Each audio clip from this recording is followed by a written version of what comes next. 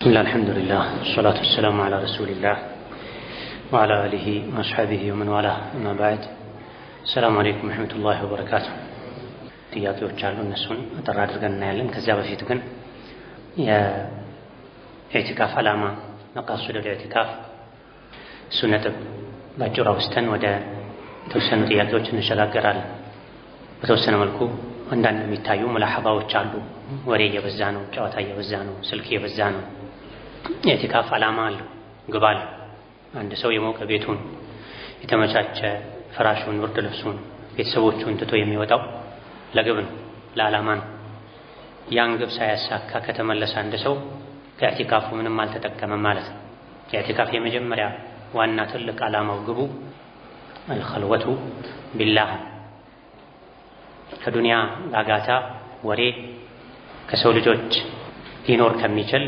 አላስፈላጊ ግንኙነት በመራቅ የኢዕቲካፍ ቀናትን የኢዕቲካፍ ሰዓታትን ከአላህ ጋር ማሳለፍ ነው የሚፈልገው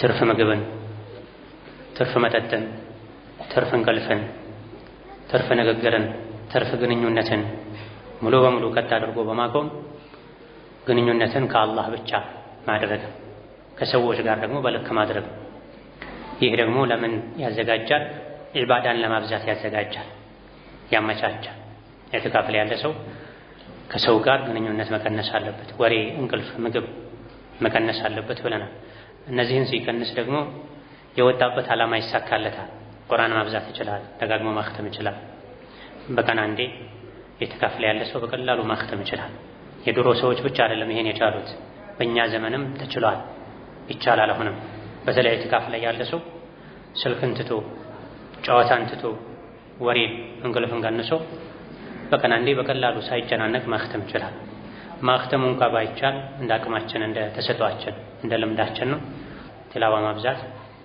ዚክር ማብዛት ዱዓ ማብዛት ኢስቲግፋር ማብዛት ሱና ሶላት ማብዛት አንዱ የኢዕቲካፍ ዓላማና ግብ ሁለተኛው የኢዕቲካፍ ዓላማ ልብን ማደስ ኢማንን ማደስ ኢማንን መጀደድ ከኢዕቲካፍ ቀናቶች ውስጥ ባለፉት ቀናት ምን ያክል ለውጥ አይቻለሁ ውስጤ ላይ ለምንድን ነው ኢዕቲካፍ ብዬ ከቤት የወጣሁት ልንል የሞተ ልብን ልንቀሰቅስ የደከመ ልብን ልናጠነክር ኢዕቲካፍ ቀብርን ሊያስታውሰን አኺራን ሊያስታውሰን ይገባል ሌላው የኢዕቲካፍ መቅሰዱ ዓላማው ለይለቱል ቀድርን መፈለግ ነው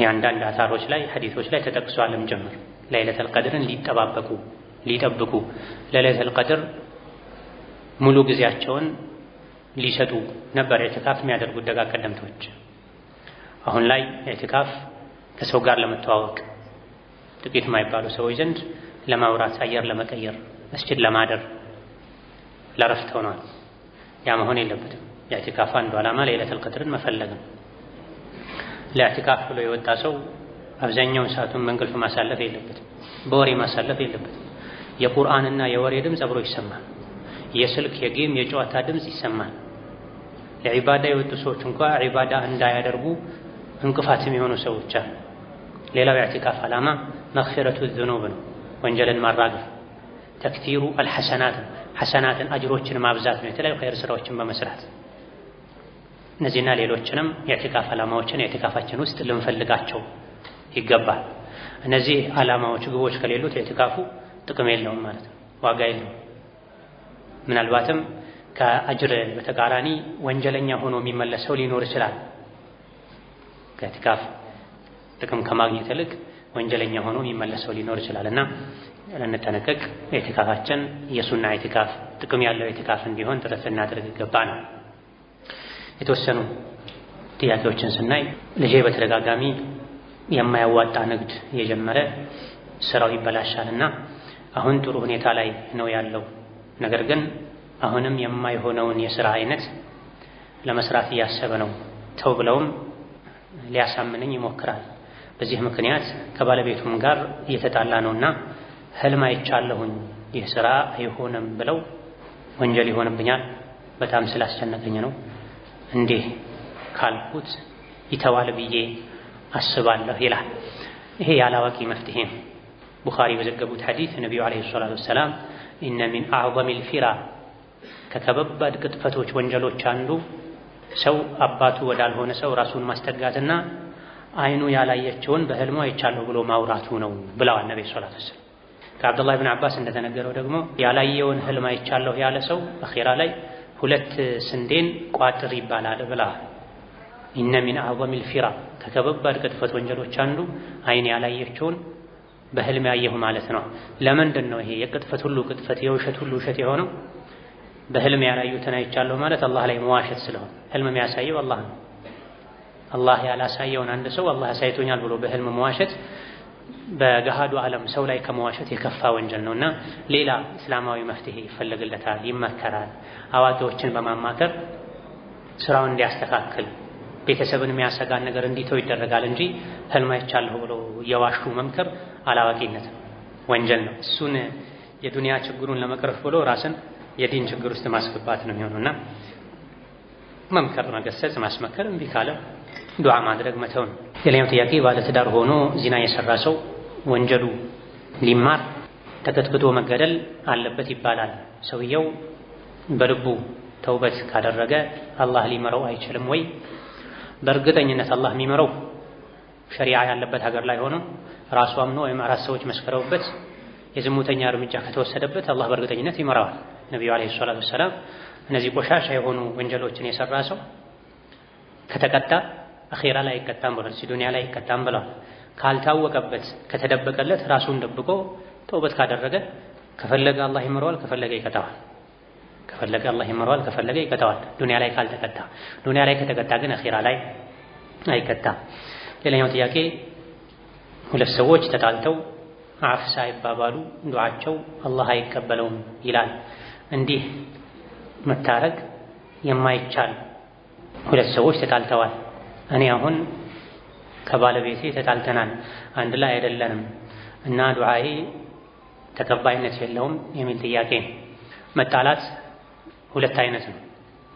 ሙሉ በሙሉ ተቆራርጦ ቢገናኙም ተዘጋግቶ መተላለፍ፣ ሰላምታ አለመመለስ፣ ይሄ ኸይር ስራ ተቀባይነት እንዳያገኝ ይከለክላል። ነገር ግን ሰዎች ተጣሉ፣ ከዛ በኋላ እንደ ባልና ሚስት ምሳሌ ተፋቱ። የሚያገናኛቸው ነገር ሲኖር ሰላምታን አንዱ ሌላኛው ማይከለክል ከሆነ መቶ ካልተቆራረጡ የሚያገናኛቸው ነገር ሲኖር ቂም ይዘው ተጣልተው ፍጹም እሱን አላናግርም እሷን አላናግርም ካሉ አው አፍስ ካልተባባሉ ድረስ የሚሰሩት ዒባዳ አላህ ዘንድ ተባረከ ተዓላ ተቀባይነት አያገኝም፣ አይታይላቸውም ስራቸው። ነገር ግን በመጠኑ ንግግር ካላቸው ሰላም አለይኩም ሲሉ አለይኩም ሰላም የሚባባሉ ከሆነ የድሮ መዋደድ የድሮ መፈላለግ መቀራረብ አለመኖሩ ብቻ ሙሉ በሙሉ ስራቸው እንዳይታይ ያደርጋል አይባልም። ነገር ግን ቂምን ጥላቻን ውስጥ ላይ አዝሎ መቆየት ለአኺራ የሚደረግን ትኩረት ለአኺራ የሚሰጥን ትኩረት እንዲቀንስ ያደርጋል። ልብ ለአላህ ነው መሆን ያለበት። በዱንያ ቁርሱ ትንንሽ ነገሮች ልብ ከተሞላ የአኺራን ጉዳይ በሚገባ አያስብምና ችግሮች ካሉ ተነጋግሮ መፍታት፣ አፍ መባባል፣ ካልሆነ ለአላህ ብሎ መተው። ሌላኛው ጥያቄ ሰው ጋር ያለኝ ያበደርኩት ብር ዘካ ይወጅብበታል?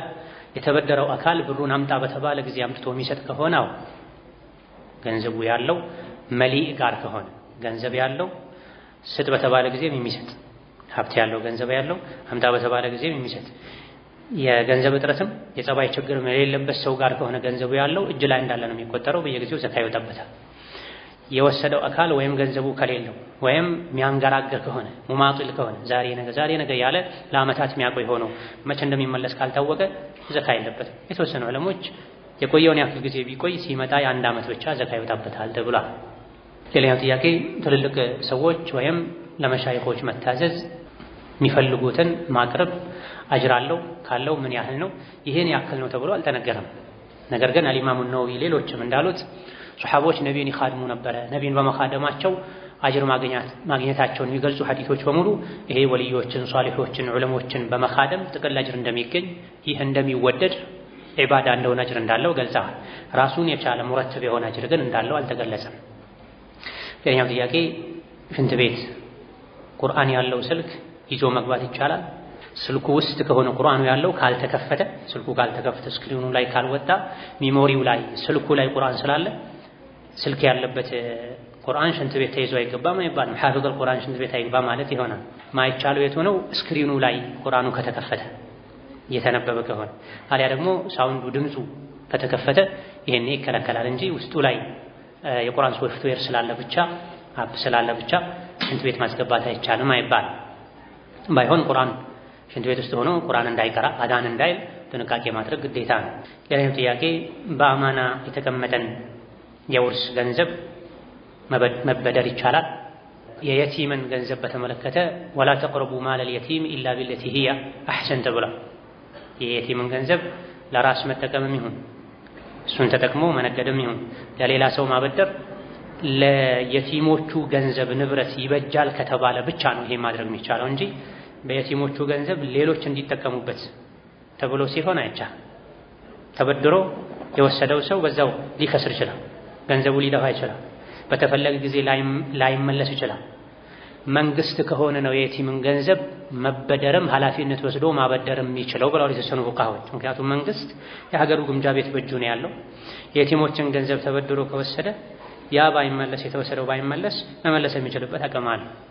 ከዛ ውጪ ማንኛውም የየቲምን ገንዘብ ባደራ መልኩ ያስቀመጠ ሰው የየቲሞችን ገንዘብ ለሰው ማበደር በሱ ራሱን ቻር ማድረግ ደግ መሆን የለበትም። ገንዘቡ ግን ዝም ብሎ ከሚቀመጥ ትርፍ ለጋራ ሊሰራበት ታማኝ ሰው ከሆነ ኃላፊነት ካለው ዋስትና አስተማማኝ ካለው ሊሰጥ ይችላል እንጂ የየቲምን ገንዘብ ልክ እንደራስህ ገንዘብ ያለምንም ጥንቃቄ ለሰው ማበደር አይቻልም። ኃላፊነቱ ከባድ። ማበደሩ ለነሱም ንብረት ጭምር አስተማማኝ ነው የተሻለ ነው ከተባለ ግን ይቻላል። ሌላኛው ጥያቄ የዘካተል ማል ገንዘብ ለመስጂድ ግንባታ ማዋል ይቻላል ወይ? እንደ ጀማሂር አህል العلم አይቻልም። መስጂድ ሀብታሙም ድሃውም የሚሰግዱበት ነው። መስጂድ መስራት ያለበት የሀገሩ መንግስት ነው። የሀገሩ የኡማው ጉዳይ የሚመለከታቸው አካላት ተቋማት ናቸው፣ ባለ ሀብቶች ናቸው። ዘካ የአቅመ ደካሞች ነው፣ የምስኪኖች ነው፣ ዕዳ ያለባቸው ሰዎች ነው እንጂ ሁሉም የሚገለገልበት መስጂድ በዘካ አይገነባም። ፊ ሰቢልላህ የሚለው ውስጥ ይገባል ያሉ በጣም ጥቂት ሊቃውንት አሉ። ነገር ግን ራጅሑ መስጂድ በዘካ ገንዘብ አይሰራም። ሌላኛው ጥያቄ ተሸሁድ ስንቀመጥ አይናችን ማረፍ ያለበት የስጁድ ቦታ ላይ ነው ወይስ አመልካች ጣታችን ላይ? የተወሰኑ ሊቃውንት ዘንድ በስጁድ ቦታና ግንባር ስጁድ ላይ በሚያርፍበትና በጉልበት መሃል ያለውን የፈለገውን ቦታ ማየት ይችላል። ከዚህ ውስጥ አንዱ አመልካች ጣት ነው ብለዋል። ነገር ግን ብዙዎቹ አብዛኞቹ ፊቅህ ሊቃውንት አቡ ዳውድ የዘገቡትን ነብዩ አለይሂ ሰላቱ ሰላም ተሸሁድ ሲቀመጡ አመልካች ጣታቸውን ይቀስሩ ነበር፣ ዱዓ ያደርጉበት ነበር፣ ያወዛውዙት ነበር፣ አይናቸውንም እሱ ላይ ተክሎ ነበር በሚለው መሰረት ተሸሁድ ላይ አይን አመልካች ጣት ላይ ቢሆን በላጭ እስከ ስጁድ ያለውን ስፍራ ቢያይም ችግር የለውም። አጠቃላይ ሶላት ላይ ከግር እስከ ግንባር የሚያርፍበት ቦታ ማየቱ የተፈቀደ ስለሆነ። ሌላው መስጂድ ውስጥ በግራ እጅ ተደግፎ መቀመጥ እንዴት ይታያል? ግራ እጅን ወደ ኋላ አስተኝቶ በሱ ተደግፎ መቀመጥ ከሆነ ተከልክሏል። መስጂድ ውስጥም ከመስጂድ ውጪ በሸሪዓም ተወግዟል። በሳይንስም ጉዳት አለው። ልብ ላይ ጫና ይፈጥራል ይባላል። ሸሪዓ ላይ የተከለከሉ ነገሮች ሁሉ ምክንያት አላቸው። ምክንያታቸው ወይም አኼራ ነው ወይም ዱንያዊ ነው ወይም ሁለቱም ሊሆን ይችላል። አንድ ሰው ሲቀመጥ ራሱን አስተካክሎ ተመቻችቶ መቀመጥ አለበት እንጂ ግራ እጅን ወደ ኋላ አስተኝቶ ይህን ከመስጂድ ጋር መገደቡ አግባብ አይደለም። የትኛውም ቦታ ላይ ቢሆን ለዛ መቀመጡ አይገባም። መስጂድ ሲሆን የበለጠ ቦታ ማባከን፣ ሰዎችን መግፋት፣ መጉዳት ስለሚኖር የበለጠ ይወገዛል እንጂ የትኛውም ቦታ ላይ እጅን ወደ ኋላ አድርጎ ተደግፎ መቀመጥ የተወገዘ ነው። የአዱሃ ሶላት የሚጀምርበትና የሚያበቃበት ሰዓት አለው። እናም የአዱሃን ሶላት የአዱሃና ሶላት አልኢሽራቅ ለውጣቸው ምንድን ነው? አዱሃ ፀሐይ ወጣ በአይን ከታየችበት ሰዓት ጀምሮ 20 ደቂቃ ተቆይቶ መስገድ መጀመር ይቻላል። የሚያበቃው ለዙህር 20 ደቂቃ ሲቀረው ነው። በላጩ 4 ሰዓት ተኩል 5 ሰዓት አካባቢ ላይ መስገድ የሚቻልበት ሰዓት አለ፣ የሚመረጥ ሰዓት አለ። ይበልጥ በዚህ ሰዓት ቢሰገድ ይሻላል የሚባል የሚያበቃበት ሰዓት አለ። የሚያበቃው ለዙህር 20 ደቂቃ አካባቢ ሲቀረው ነው። ፀሐይ እንደወጣ ወዲያው አይሰገድም። ፀሐይ ወጥቶ በአይን ከታየበት ሰዓት ጀምሮ 20 ደቂቃ ተቆይቶ ነው መሰገድ ያለበት። ኢሽራቅና አዱሃ ልዩነቱ ምንድነው? ስያሜ ነው። ኢሽራቅ ማለት ልክ ፀሐይ ስትወጣ ከተሰገደ በዛ ሰዓት ፀሐይ ወጣ 15 ደቂቃ 20 ደቂቃ ተቆይቶ ከተሰገደ ኢሽራቅ ይባላል ስሙ። ረፈድ ተደርጎ ደግሞ ዱሃ ላይ ከተሰገደ ዱሃ ማለት የፀሐይ ብርሃን ማለት ነው። የፀሐይ ሙቀት ማለት በዱሃ ወቅት ላይ ከተሰገደ ፀሐይ በመውቀበት ሰዓት 4 ሰዓት 5 ሰዓት አካባቢ ከተሰገደ ዱሃ ይባላል። ፀሐይ ማቃጠል የሚጀምርበት ሰዓት ላይ ስለተሰገደ ልክ ፀሐይ ስትወጣ ከተሰገደ ደግሞ ኢሽራቅ ይባላል። ሹሩቅ ሸምስ ከሚለው የተወሰደ ነው። ሁለቱም አንድ ናቸው።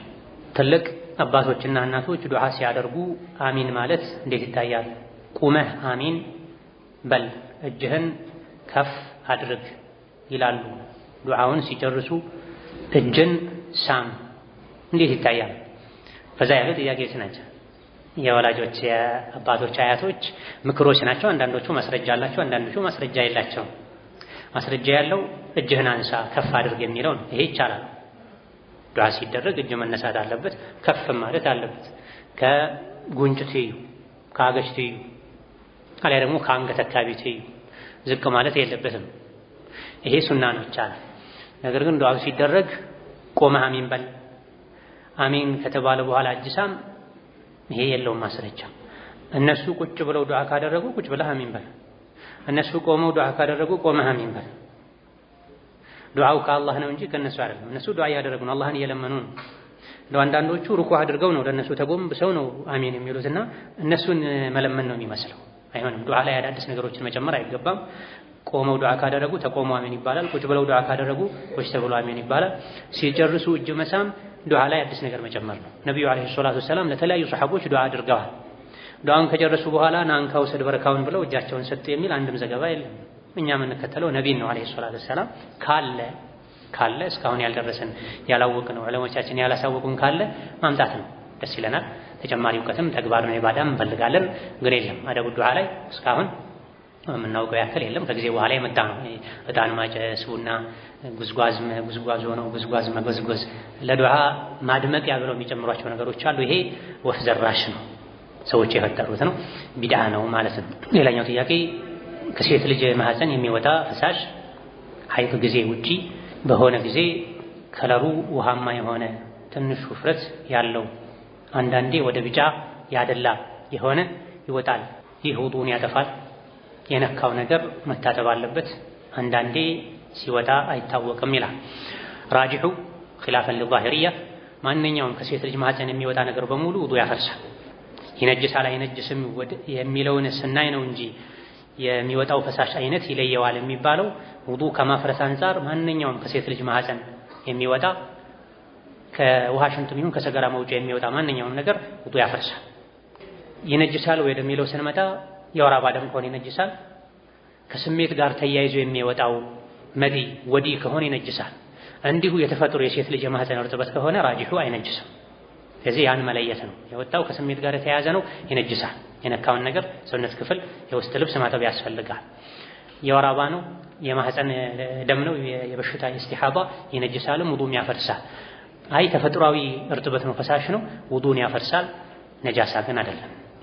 ሌላኛውና መጨረሻው ጥያቄ ተማሪዎች በረመዳን ወቅት ከትምህርታቸው በጣም ይዘናጋሉ። ረመዳን እኮ 1 ወር ነው እያሉ ለትምህርታቸው ቦታ አይሰጡም። ፈተና ያለ ማጥናት ይተዋሉ። ይህ መሆኑ ተገቢ ነው?